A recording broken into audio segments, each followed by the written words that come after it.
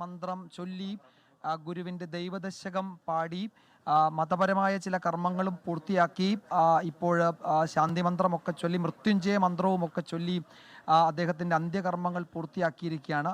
അദ്ദേഹത്തിൻ്റെ ബന്ധുക്കൾ, ഏറ്റവും അടുത്ത ബന്ധുക്കൾ പാദപൂജ ചെയ്യുകയാണ്, പാദ നമസ്കാരം ചെയ്യുകയാണ് ഇപ്പോൾ.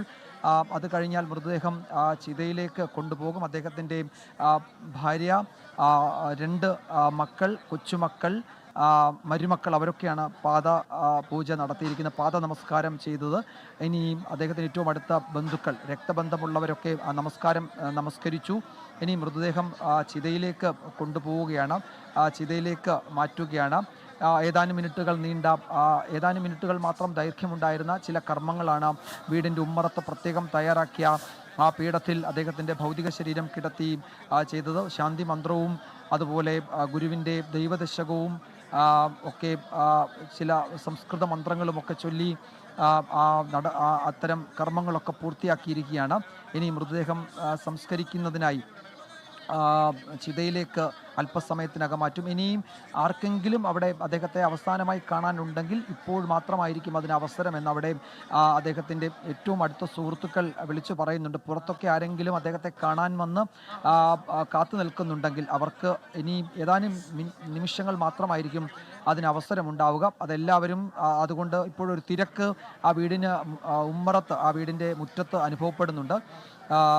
ഇത് ഒരു പക്ഷേ എനിക്ക് തോന്നുന്നത് എത്രയോ മണിക്കൂറുകളായി നമ്മൾ ഈ ദൃശ്യങ്ങൾ തന്നെയാണ് കാണുന്നത്. ഇന്നലെ രാവിലെ അദ്ദേഹത്തിൻ്റെ ഭൗതിക ശരീരം ഈ വീട്ടിലേക്ക് കൊണ്ടുവന്നത് മുതൽ ഇന്ന് നമ്മൾ ഈ സംസാരിക്കുന്ന 10 മണി കഴിയുന്നത് വരെ ഏതാണ്ട് ഇതേ കാഴ്ച തന്നെയാണ്. വീടിനകത്തും എറണാകുളത്ത് കൊച്ചിയിലെ ടൗൺ ഹാളിലുമൊക്കെ അദ്ദേഹത്തിൻ്റെ മൃതദേഹം പൊതുദർശനത്തിന് വെച്ച സമയത്തൊക്കെ കാണുന്നത് അതുതന്നെയാണ്. ആ കാഴ്ചകൾ ഇവിടെ ആവർത്തിക്കുകയാണ് ഇപ്പോഴും.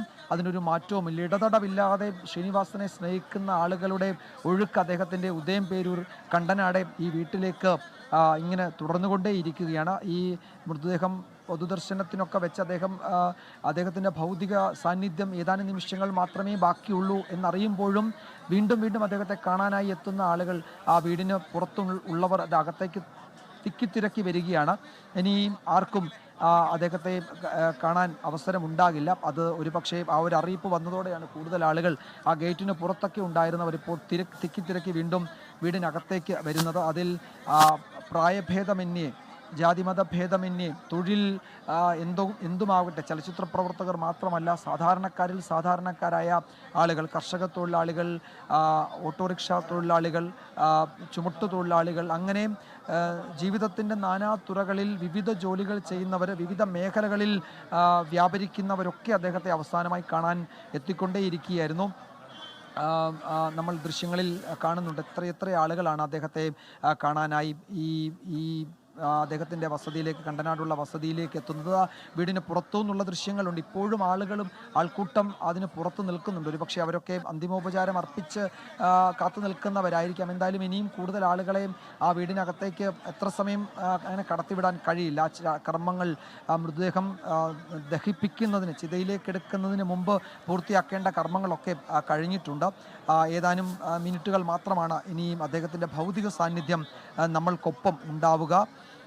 അതുകൊണ്ട് ആ തിരിച്ചറിവ് ഉള്ളത് കൊണ്ടായിരിക്കാം കൂടുതൽ ആളുകൾ ആ വീട്ടിലേക്ക് എത്തിക്കൊണ്ടേയിരിക്കുന്നത്.